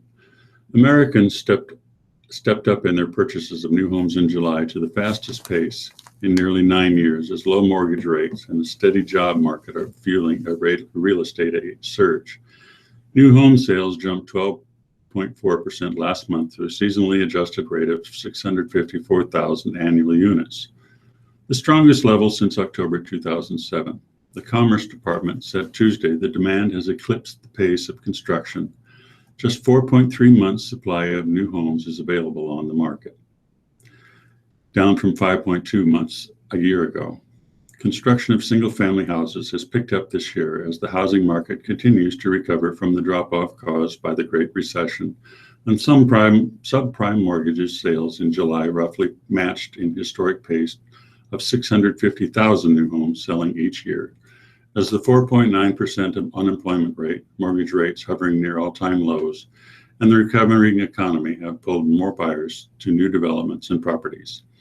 We see tremendous growth potential in new home sales as housing demand continues to grow, and the continued supply shortage of newer vintage homes, says Tian Liu, at Genworth Mortgage Insurance. Purchases shot up 40% in the Northeast and 18.1% in the South last month. They increased slightly in the Midwest and stayed unchanged in the West. July's median sales price dipped 0.5% from a year ago to $294,600, a possible reflection of the regional sales mix. New home sales have climbed 12.4% so far this year to $352,000. And finally, an article for what will make people in Paul and my generation sad. Soon there will be only one Howard Johnson restaurant, Bangor, Maine. The closing of one of the last 2 Howard Johnson restaurants in a couple of weeks will mark the end of its fried clam strips, ice cream, and other menu staples that nourished baby boomers and leave the once proud restaurant chain teetering on the brink of extinction. The slice of roadside Americana will no longer be served up in Bangor after September 6th.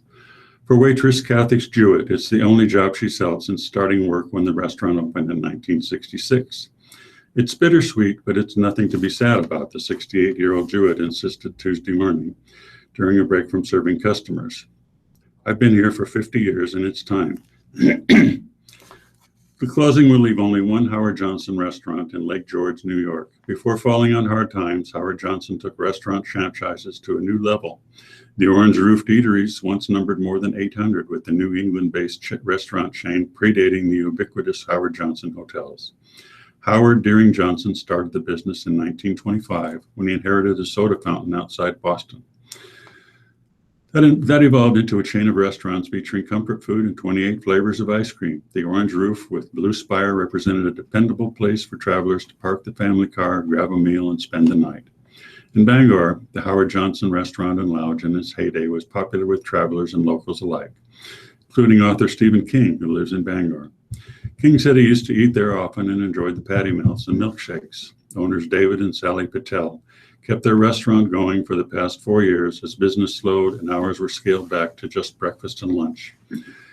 It's not worth it to keep it open. We tried for 4 years, Sally Patel said Tuesday, noting that the hotel side of their business will be unaffected by the restaurant closure. We felt bad to close it. Fortunately for Hojo fans, the Lake George restaurant appears to be on solid ground as it's open year-round. We're doing great, owner John LaRock said.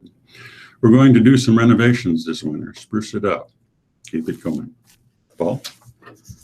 The National Labor Relations Board ruled Tuesday that graduate students who assist in teaching and research at private universities are employees and have a right to union representation. The 3-1 ruling overturns a 2004 NLRB decision that said graduate students were not employees covered by the National Labor Relations Act. Tuesday's decision in a case involving graduate students at Columbia University potentially affects graduate students at hundreds of private colleges and universities throughout the U.S. Graduate students at many public universities, which are covered by state labor laws, are already unionized. Columbia said in a statement that it disagrees with the ruling because it believes that the relationship between students and academic departments is not the same as the one between employee and employer. First and foremost, students serving as research or teaching assistants come to Columbia to gain knowledge and expertise, and we believe there are legitimate concerns about the impact of involving a non-academic third party in this scholarly training, Columbia said. While Columbia and other universities have long argued that collective bargaining could intrude on the educational relationship between graduate students and universities, the NLRB said in Tuesday's decision that such arguments are unsupported by legal authority, by empirical evidence, or by the board's actual experience. Rick? Well, it's 11:47, time to move to sports. In college football, love the playoff, you should thank the 1990s. Florida State moved into the ACC and Penn State joined the Big Ten. South Carolina landed in the SEC. The Big East gathered Miami, Syracuse, Virginia Tech, West Virginia, and Pittsburgh. As most of the powerful major college football independents joined conferences in the early 1990s, it was becoming more difficult to create bowl matchups that helped poll voters determine which team was number one at the end of the season. Roy Kramer, commissioner of the SEC from 1990 to 2002, recognized what the changing landscape of tie-ins between conferences and bowls were doing to the postseason, and crafted a solution that turned out to be the initial steps toward the college football playoff. As we began to look at it and the fans were talking about it and so forth, there was an interest in putting together the possibility where if you had the number 1 and 2 teams available, that they would meet, Kramer told the OPAP recently. What started as the Bowl Coalition grew into the Bowl Alliance and eventually became the Bowl Championship Series. As the postseason changed in the 1990s, the Associated Press college football poll's role changed. The AP was and still is crowning a champion, but those in charge of setting the bowl matchups were making it easier for the voters to make their final choice. The 1990s started with 2 split championships when the media members voting on the AP poll had a different final number 1 from those voting in the coaches poll conducted by the major wire services United Press International. In 1990, AP crowned Colorado when the coaches voted Georgia Tech number 1. The next season, Miami, AP, and Washington, the coaches, each claimed a national title after unbeaten seasons as the Pac-10's agreement with the Rose Bowl did not allow the Huskies to play the Hurricanes. It might seem bizarre now, but for decades that was the norm in college football. In 1992, the Bowl Commission was formed and arranged a Sugar Bowl with number 1 Miami and number 2 Alabama that made for a nice, tidy championship when the Crimson Tide rolled. The Big Ten, Pac-10, and Rose Bowl were not part of the new structure, but the model worked just fine until 1997.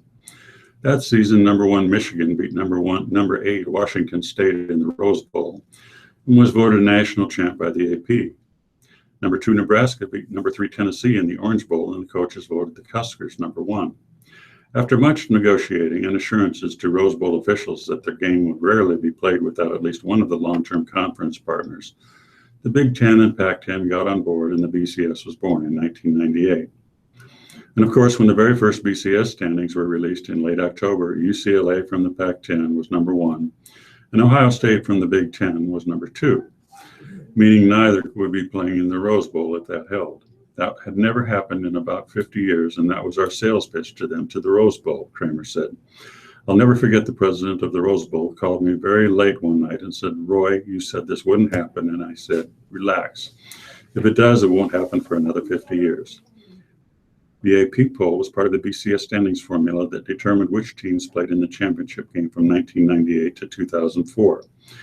News organizations were growing increasingly uncomfortable with their writers and broadcasters determining bowl matchups that had millions of dollars in payouts. So the AP requested that its poll be dropped from the formula. Paul? Defending national champion Nebraska was unanimously chosen as the Big Ten Conference favorite for Volleyball Tuesday, as voted on by the conference's 14 head coaches. After winning the program's 4th NCAA title last season, the Huskers topped the preseason poll for the first time since 2012. That followed Nebraska's only Big Ten title in 2011, the Huskers' first year in the league. Nebraska finished in second place in the Big Ten last season with a 17-3 record, one match behind league champion Minnesota. The Huskers returned 5 starters from last season. NCAA semifinalist Minnesota was picked to finish second this year, while Wisconsin was third. Penn State was voted to finish 4th, while Illinois rounded out the top 5 for the preseason poll. Penn State's spot in the poll is much different than usual. Penn State has topped the Big Ten poll in 10 of the past 11 seasons, but slips after finishing 4th in Big Ten standings last season with a 15-5 record. The strength of the league is reflected in the Big Ten poll. Purdue is ranked 9th in the Big Ten, but number 20 in the AVCA national poll. 7 Big Ten teams are ranked in the preseason top 25. None of the teams that finished in the bottom half of the league last season is projected to move up to the top half. The league also released a preseason all Big Ten team. Nebraska players chosen were right side hitter Katie Ralston, unanimous, middle blocker Amber Ralston, and libero Justin Wong Arantes. Once again, many of the top players in the nation will be playing in the Big Ten, as 11 of the 14 players on the preseason conference team earned first, second, or third team All-American honors last season. Nebraska and Minnesota each had 3 players on the preseason team. Penn State and Wisconsin had 2 apiece.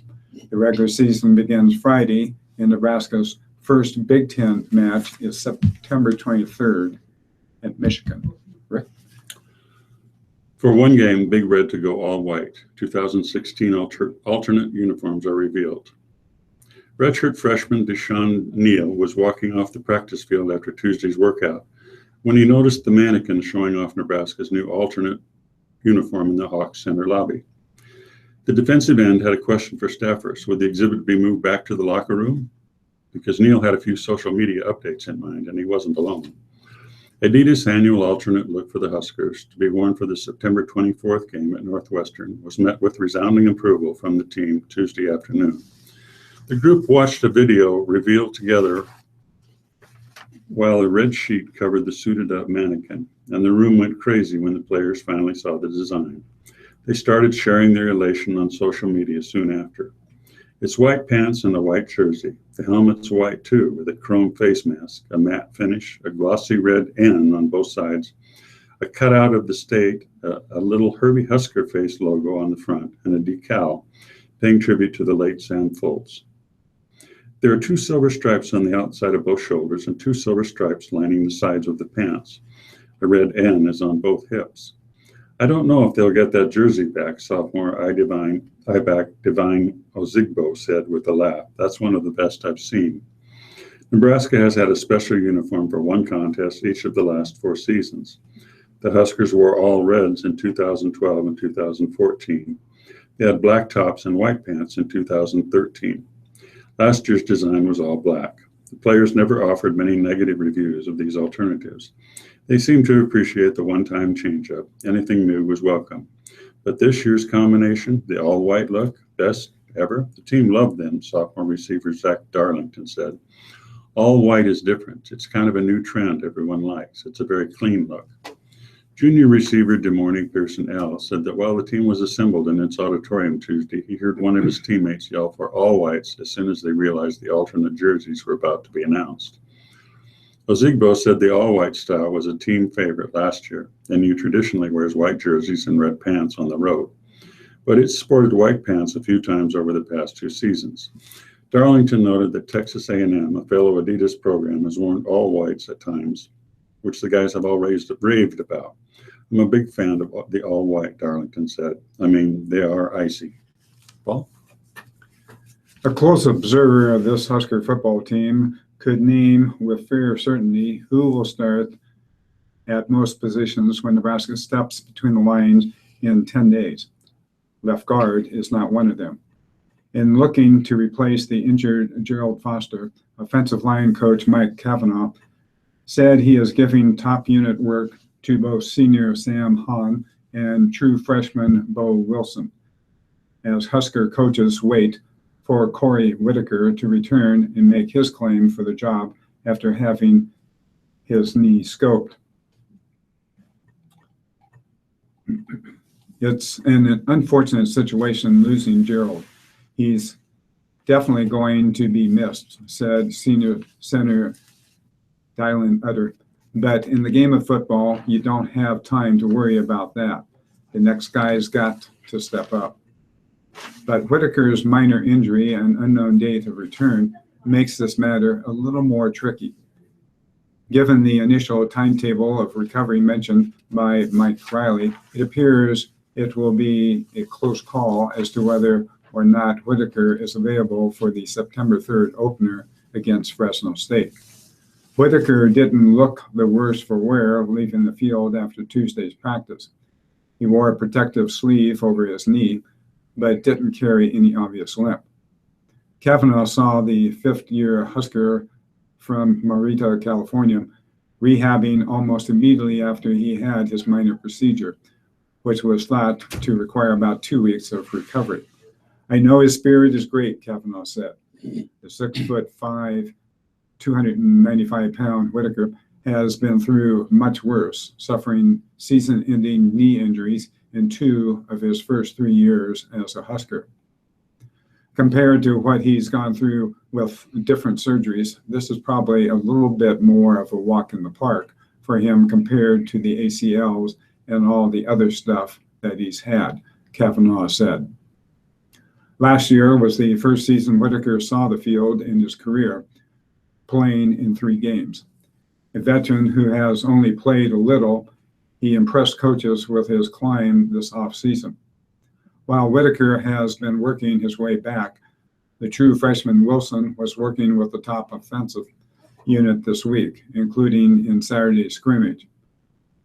It remains up in the air on what to do with Wilson this season in the position left behind by Foster, whose season-ending injury occurred last Wednesday. Wilson moved from working with third-teamers to a potential key role in 2016. A week ago, he was probably thinking he was redshirting on the scout team for a year, but now that he's in that role, it's a change of pace, Utter said. Excuse me. I've got to help him out there as much as I can, and once you know where you're going, it's all up to him to make the blocks himself. Utter said Wilson hasn't really crumbled at all for a young guy challenged for a key job. But the playbook opens up considerably for someone moving from the scout team to working with the number 1 unit. There are many different defensive pressures you have to be able to process. And Utter points out Fresno State is a team that likes to bring the pressure. The harder positions to get thrown into right now, Utter admitted. According to Kavanaugh, Wilson is really powerful. He expects him to be a great player. Of the 4 impressive O-line signees Nebraska had in 2016 recruiting classes, the coach said Wilson was probably the most technically sound. Well, we have reached 12 o'clock noon, and it's time to sign up or off, I'm not sure which. And we wish you a very pleasant day. And good afternoon. And thank you, gentlemen. Thank you both very, very much for coming in today. Sometimes I'm not exactly sure where that tongue is. Oh, yeah.